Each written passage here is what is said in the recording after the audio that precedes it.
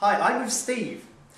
I've known Steve about an hour now, and it seems such a long time. we've had some great chats, had some really good conversations. Now, well, we're friends now. But how do we? Big question. How do we recreate this in the real world? How do we get this online or in? I'm going to use the word networking. How do we achieve that? How do we get to make good friends or good allies with people that we meet? First thing, listening. If it's a face-to-face meeting, listen to what somebody else is saying. Ask a question and listen to the answer. Don't wait. Don't try and interrupt and tell them your story. Listen to theirs. Whether it's online though, or whether it's in a networking environment that's virtual or real, the key thing is to remember that networking isn't selling. Networking is getting to know people. It's getting to build a relationship, getting to understand them, know what they want, what they need, whether you can help them in any way through somebody you know or yourself. But at no time, in my view, is networking about selling. It's about getting to know people. It's about interaction.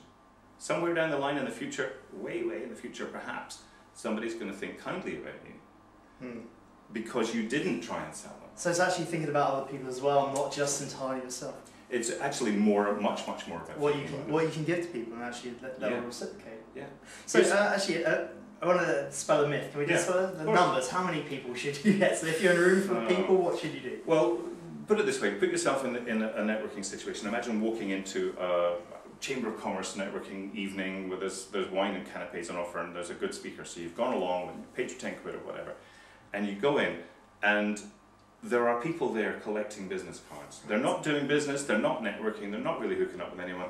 They're just doing the numbers thing. They want to leave with as many business cards as they can, and then they're going to pester the hell out of those. We call it people collecting. It seems to be quite a good hobby for a lot of people. And if you succumb to that and give them a card, you're going to get some emails, and that's selling, and it's directly hooked to the network. So to me, you'll be put on the mailing list, and inevitably.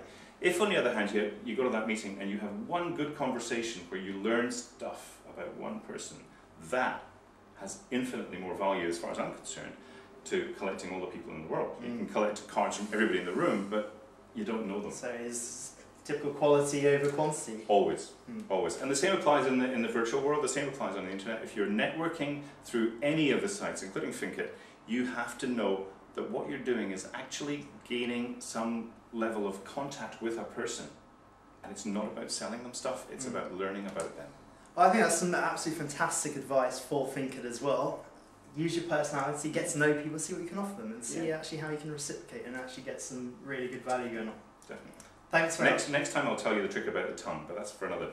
The trick of the tongue. Next time, Steve. Friends, we're friends.